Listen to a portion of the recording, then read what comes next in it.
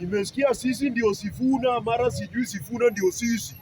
Leo amekuwa live, sijui ni Radio Jambo ama wapi, Mulembe FM, na jamaa kika pay bill hapo.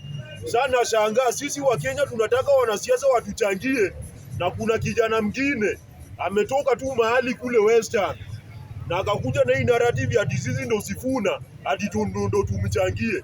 Sisi wa Kenya ndo tuko na mashida, wanasiasa nyinyi hamuna shida.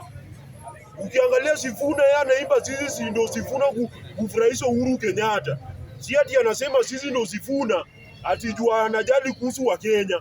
So hiyo pay bill, tafuta mwenye utapay hiyo pay bill akuchangie. Sisi wa Kenya, sisi hakuna kitu yenye tutakuchangia. Hatuna kupatia hadi shilingi 10. Endelea kufurahisha Uhuru Kenyatta. Mwanaume anafurahisha mwanaume mwenzake.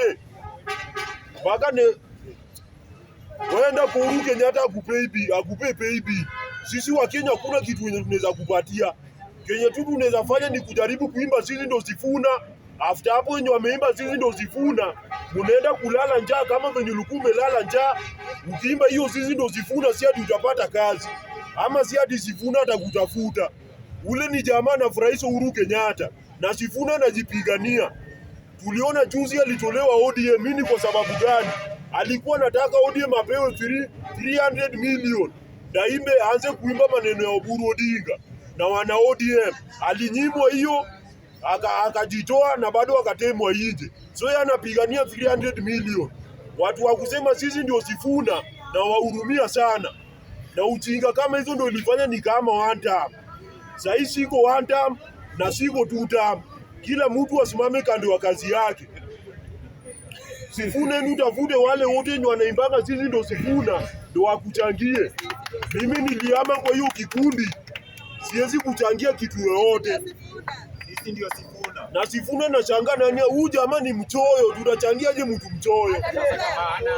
Na t-shirt moja nimechorwa Raila, na anavanga ya black kila saa kienda rally. Jamaa ni mchoyo hadi hivi jinunulia nguo. Alafu anataka tumchangie. Tutasaidiaje mtu mchoyo?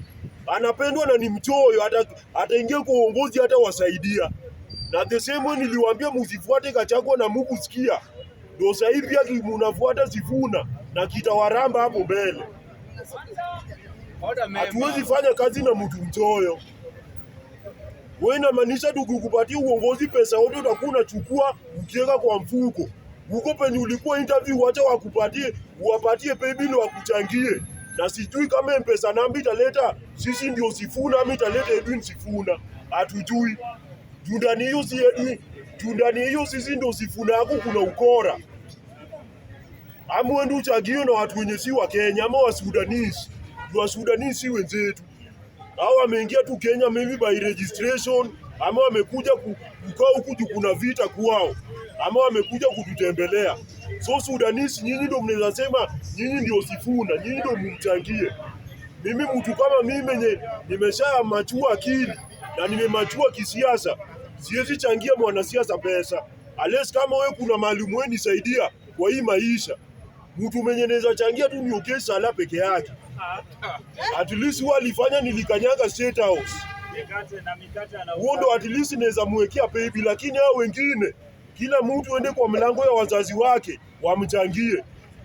Alafu hii maneno ya Western, sijui nani yako na funguo ya uongozi sijui nini. Hao wote ni kama takataka mbele yangu.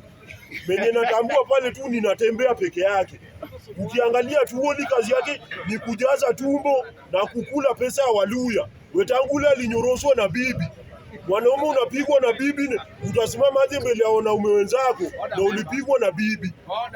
Which means you are weak. Wewe ustahili hadi kukoa penye wanaume wako wewe Wetangula. So wewe ndio uongoze mambuzi. Wewe sasa unatambua tu unatembea peke yake.